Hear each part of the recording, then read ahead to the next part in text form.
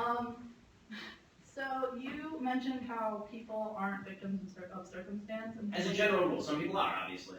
But how do you explain people who aren't given access to certain things and stuff, and therefore cannot advance? Like, you cite like single mothers and stuff like that, and then fathers leaving them, and women. Oftentimes, you see it all across the country. Planned Parenthood clinics being closed down and stuff, and they can't get access to contraceptives or abortion and stuff that would stop them from being in that situation.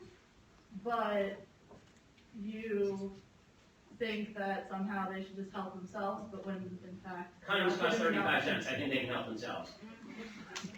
I mean, that's the idea that contraceptives are not available in the United States is absurd. It's absurd. I'm sorry, it's crazy. The idea that you can't get cheap or free condoms anywhere.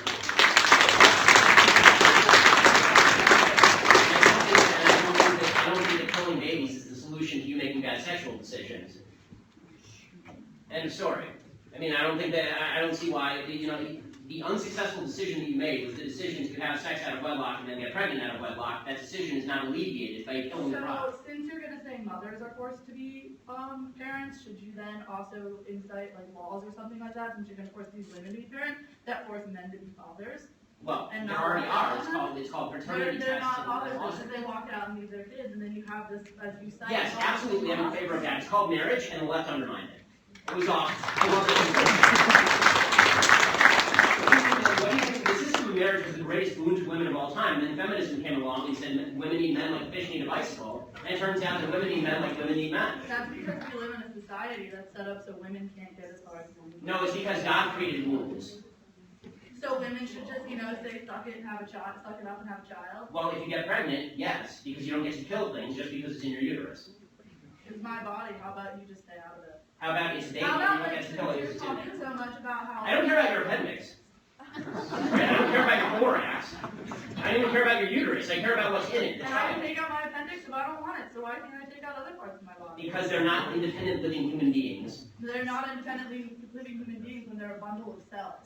Oh, okay. So let me get this. At what point? So okay, let's assume that your scientific knowledge is vast. Let's assume your scientific knowledge. So are you also against partial birth abortion? I think I don't understand why people would have I'm not. At what point does that bundle of cells become a human being in your view? Sorry. No, really. I mean, this is. I just need to calm down for a second. Sorry, Dad. Do you want to go to another question?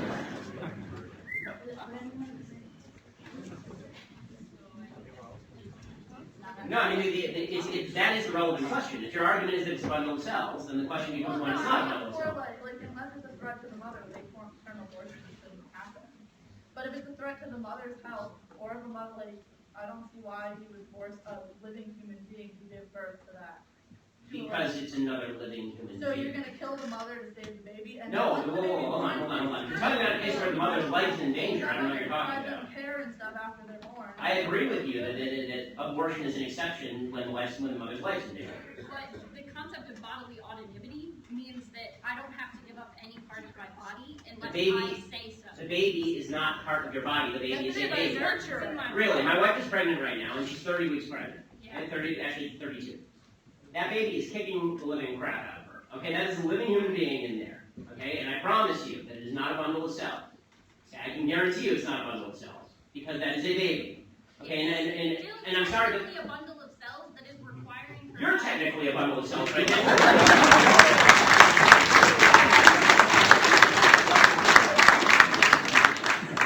You can say no. That is the concept of bodily autonomy. The entire concept of why we Okay, so we have other questions that need to be asked. You have 10 minutes. We've gone all down this, but here's the final point.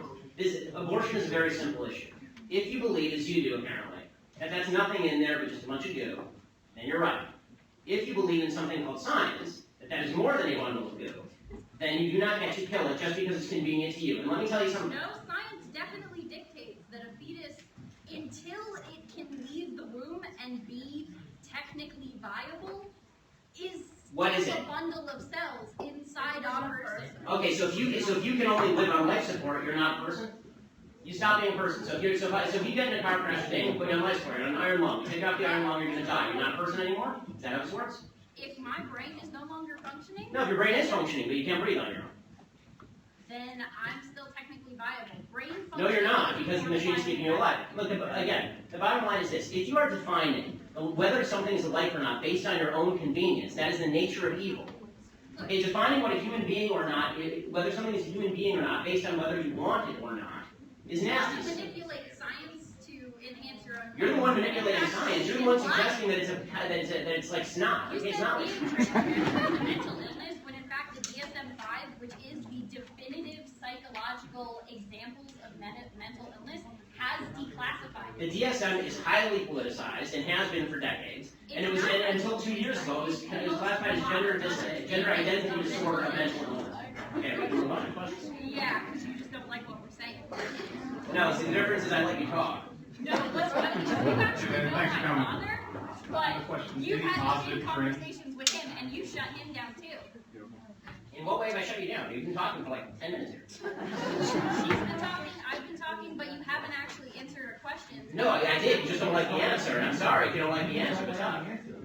Oh no, I understand your answer, but How about you let other people talk? Moving right along. Again, Ben, thanks for coming. Just had any specific positive trends with the issue you talked about, the election at large? Yeah, anything positive, any good news? Any good news about the election? It'll be over in a few months. Honestly, that's about as good news as I can get. I'm very anti-Trump and obviously very anti-Hillary, so. Got a question right here. All right, so you're all about freedom of speech, but since conservatives get a little squeamish when we talk about sex, because God forbid we all do it, and it's a natural function. I'm aware. So you're talking about what defines a life or whatever. So scientifically speaking, do you consider semen life? So I'm pretty sure that you probably masturbate a lot because you're a human being. So, Well put, sir.